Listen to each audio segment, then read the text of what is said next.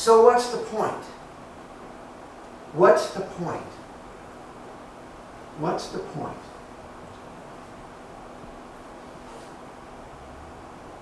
I think the point speaks to the hope.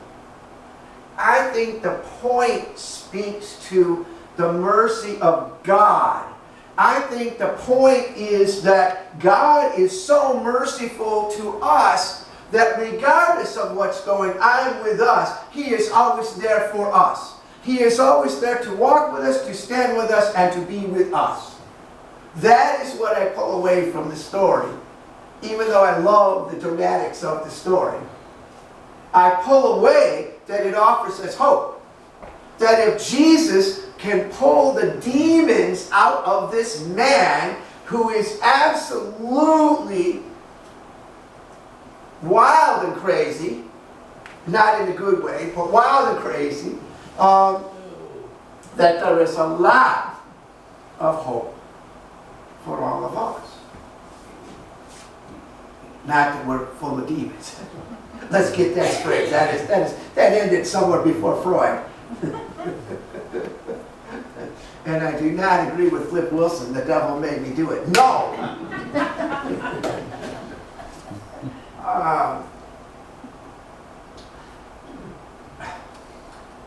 Now, we also have a story about the prophet Elijah. And this is a very important story because at the time, the people believed in a spirit, in a god called Baal. And they believed, as I said, that Baal was over a particular piece of property, and that if you worship Baal, there would be prosperity in that area. So to say we're not going to worship Baal, that was no small statement. That was no small thing. Because now you take a chance that there's no prosperity. The crops won't grow, the rain won't come, everything won't happen, because you are not supporting, worshiping the one that is created, the one that is responsible for all that. And don't think that we're not superstitious today, because I can tell you several times a day I'm doing this. Remember that? Oh yeah, well, I know you're that guy, but let me just knock on the wood to make sure. You know, someday lightning's going to come down, you'll know why. He knocked that wood. So, Elijah is telling the king that the reason there's not going to be any rain or any dew for 3 years. 3 years. Now that's a serious statement. That means we're not going to have crops, we're not going to have anything to eat, we're not going to have water for 3 years. And Elijah is saying, because of you worshiping Baal instead of worshiping God. And so we get to the point where Elijah says to the people, do you believe in God or do you believe in Baal? And no one says anything. No one stands up and says what they believe in. So Elijah says, look, here's what we'll do. Go and get a couple of calves and cut the meat up. Get some wood, put the wood under the meat. You that believe in Baal, call upon Baal to start the fire, which will tell us that Baal is God. And I will call upon Yahweh, right? I will call upon my God and see if my God will start the fire. Logical. So the people from Baal do it and nothing happens. Nothing happens. And then Elijah does it, and lo and behold, the fire starts. Now, I'm not 100% sure that I really like this part of the story, truthfully, but Elijah orders the 450 prophets of Baal to be killed. So they kill 450 prophets. I don't know why they don't convert them, I don't know. But scripturally, they kill 450 prophets of Baal. Now, Ahab goes home and talks to his wife. And his wife is a big supporter of the god Baal. Right? I mean, she believes all this. And she's a big supporter. So you heard her say, when we pick up the story, by this time tomorrow, you can rest assured I will have killed Elijah. She sends a message to Elijah. By this time tomorrow, I will have killed you for killing all these prophets. Because he's now destroyed everything she believes in. Right? He's now destroyed it. Now she's got to be worried. This isn't my God. How do I know? How do I know he's going to do anything? So the rain comes back and Elijah goes for 40 days into the woods. God tells him, go to the brook and that you will get water out of the brook and the ravens will bring you food. So the ravens bring him food and whatnot, but eventually there's no rain, there's no water, so what happens? Dries up. So he says, then he sends him to Mount Sinai.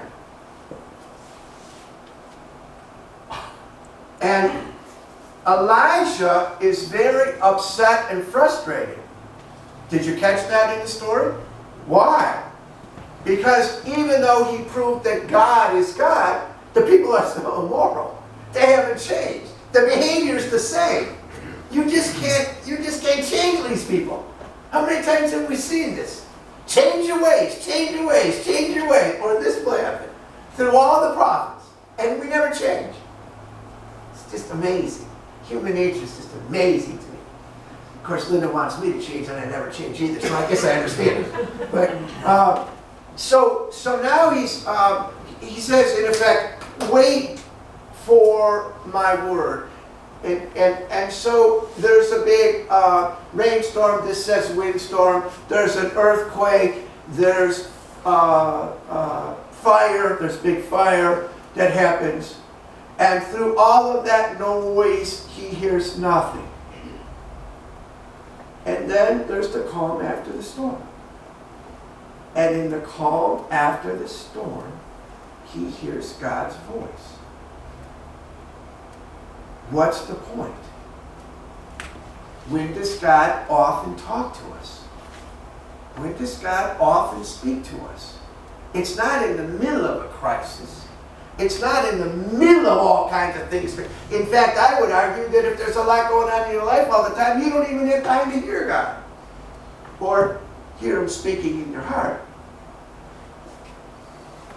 The point is that God usually speaks when it's quiet. He usually speaks when it's silent. When all the crisis and everything is gone, that's when you hear God's voice. But God speaks when He wants to, right? Right? When I was 27, I was a sales rep at Motorola. And I was out working away, and I really wanted to go to seminary, and I really wanted to be a pastor, and I really wanted to sign. I told you about the burning bush that I really... And so one night, this is way back when the churches were still open, you could go in and pray anytime you wanted because they weren't locked. I stopped like one night, and I knelt down at the altar, and I just sat there, and I said, tell me. And after an hour, I got up and left. I didn't hear anything. Come on, something. So God speaks when He wants to speak. But He can only speak if we're able to hear. You know, I think I shared this before. The church that we go to has an interim coming. But the church is like this. The church is like, this is who we are. This is what we do. No, this is what... How is that interim going to be? The Holy Spirit can't move there. God can't move. God can't move when we're doing this. Right?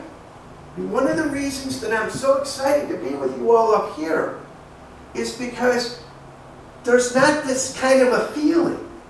When we talk about new ideas like we did at Bible study yesterday, everybody gets excited. Yeah, we can do this. We're talking about maybe having another service besides the gospel one outside. Yeah, we can do this. We're talking about reaching out to find more people. Yeah, we're not doing this. The Spirit can move here. The Spirit moves in this place. I got to wrap this up. Let me just say this. I was here the other night. I think it was a Friday night. Before it was dark, and I was alone. And it was a night, one of these big sunny nights. And I glanced down here, and I look, and there's all kinds of light. These doors don't fit tight.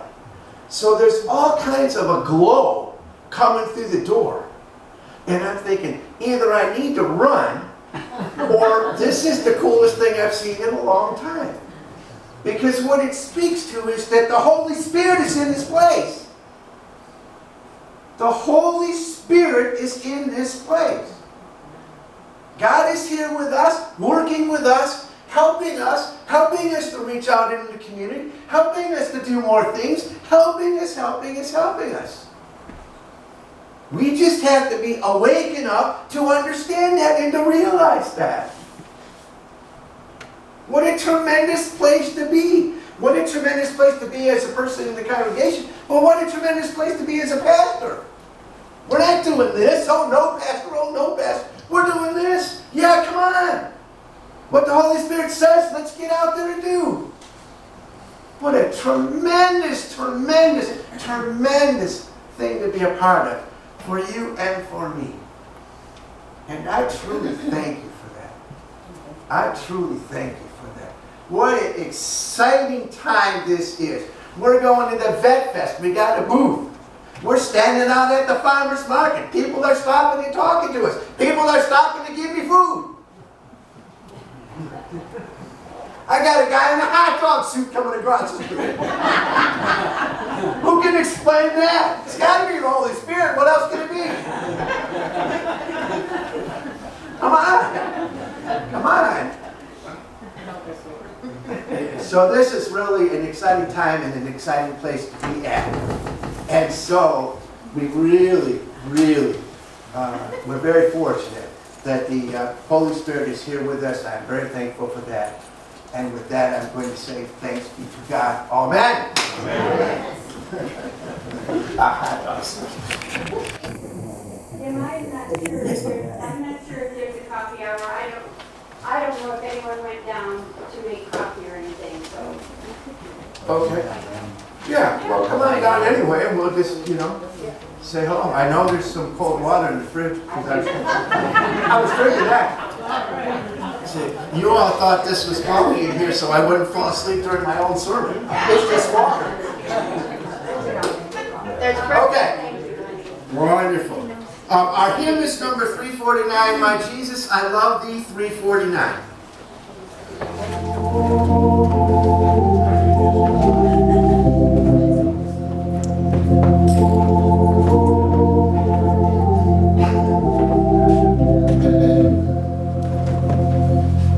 I